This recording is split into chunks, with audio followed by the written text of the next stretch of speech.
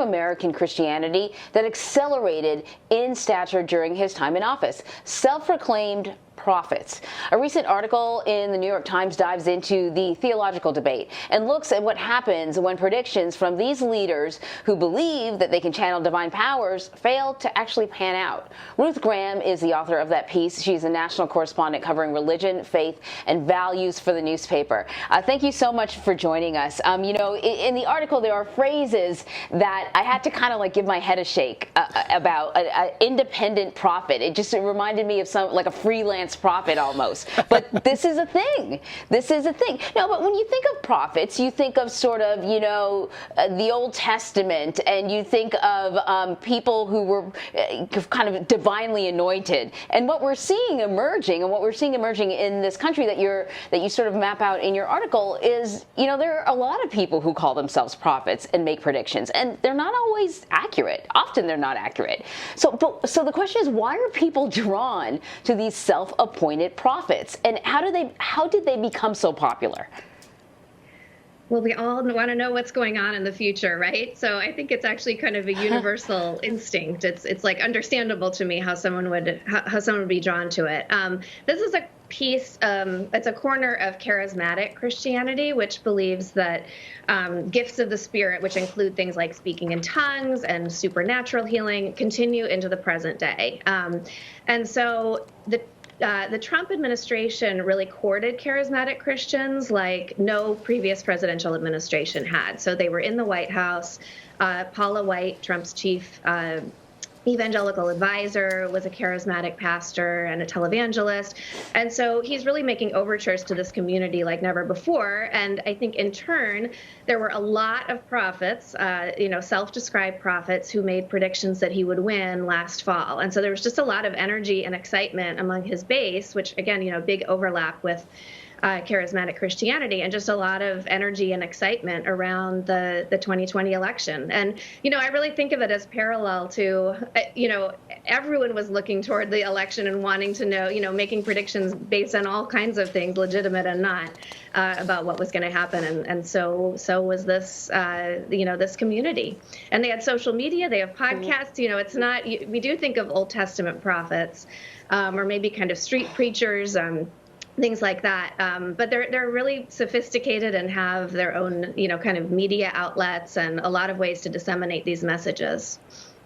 Yeah, well, I mean, it's also interesting that oftentimes many of these predictions have the former President Trump, at the center of those predictions, and they believe that he somehow plays a divine role.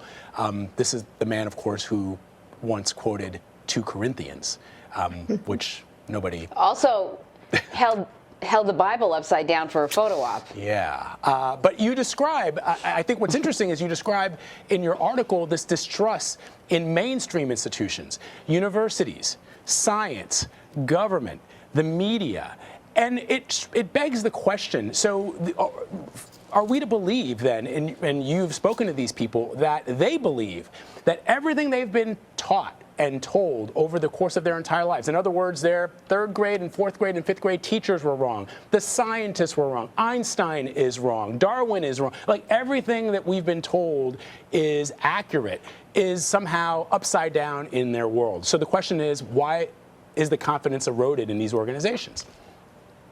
Well, I mean, that's a much broader societal phenomenon, right? So not only happening in charismatic Christianity, but there's widespread mistrust in the media. I'm sure that you both experienced this, mistrust in science. We're seeing that play out in certain ways throughout the pandemic. Don't trust the government. That's also an old theme, but one that has certainly gained traction in recent years. And actually, a lot of these prophets and in these charismatic communities also say, don't trust the institutional church. A lot of them would define themselves kind of outside, not just non-denominational, but almost kind of anti-denominational. And the one voice that you can trust is these individual voices that have this direct divine gift from God to not just kind of predict the future, but also kind of interpret world events. And just, who claim this sort of special spiritual insight into world events, which they tie into this grand narrative about the battle between good and evil. So they're tapping into some much broader themes that are happening, in many corners of American culture right now, but tying it into this grand kind of theological story. No offense, but if you're paying more than $30 a month on car insurance, you're getting ripped off. Everybody knows you can buy. Let me ask you, something that Vlad just touched on, which was the connection between, Donald Trump and the evangelical movement and the movement of prophets. He was sort of an unlikely candidate for the evangelicals to gather around. He wasn't particularly Christian, didn't seem to have a particular familiarity with the good book. His lifestyle choices, even though you're taught to, love the sinner but not the sin, he certainly had, sort of plenty of issues in that department. Yet they saw him as a symbol of, in some cases, divine intervention. The fact that he was able to rise to the Oval Office was an example of divine intervention. Do you know what the appeal was? Was it just simply that he was a conservative, and so for that reason he was worth backing because he would, at least when it came to the courts or other policies, would support a conservative agenda? I mean, certainly that was a piece of it. So this is a cohort that very consistently votes Republican, and so they wanted to like the Republican, right? That's certainly a piece of it.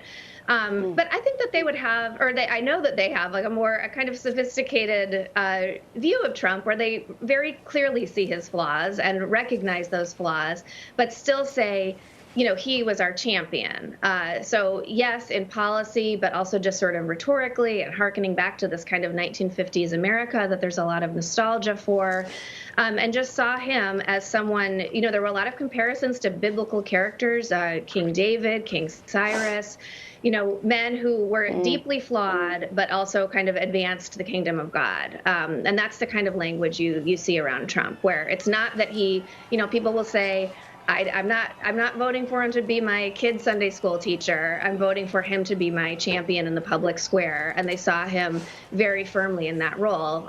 You can see this shot here of Trump as at one of these prophetic churches. So they saw him very clearly making overtures to them, taking them seriously. And that was something that he really won people over.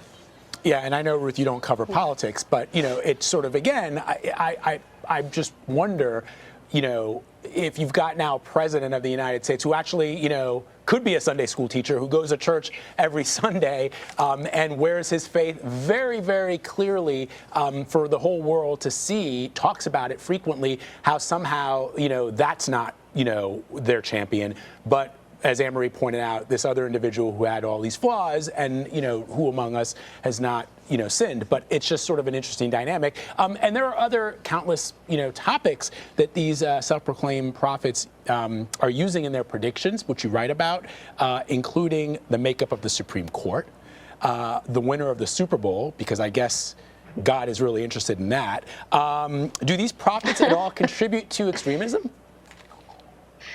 It's hard to draw a really straight line there, but I certainly think that some of these voices are saying, even now, don't give up. So not just promoting long shot predictions or these sort of spiritual interpretations of current events, but really verging into, complete alternate realities. So I spoke to a guy a few days before the inauguration who said, this could still happen. And he was upset with one of the prophets who had apologized for getting the Trump 2020 prediction wrong.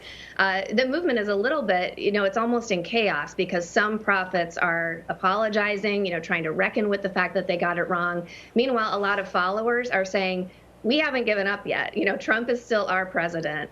Now, does that mean that they were going to Washington on January 6th? No, not necessarily. But certainly you do verge into, a kind of new kind of territory when you're encouraging people to not kind of accept the current reality.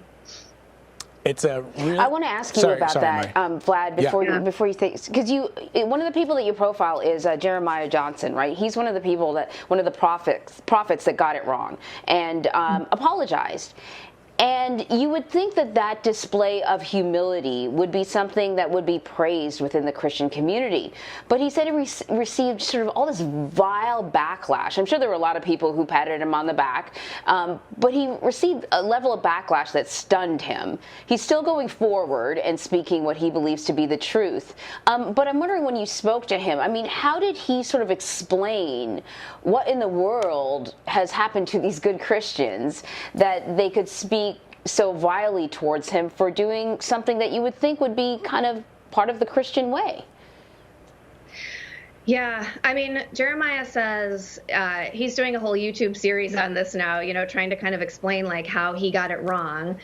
He sort of says he got caught up in the moment, that he was reporting things that, that sort of shouldn't have been made public, is how he talks about it now.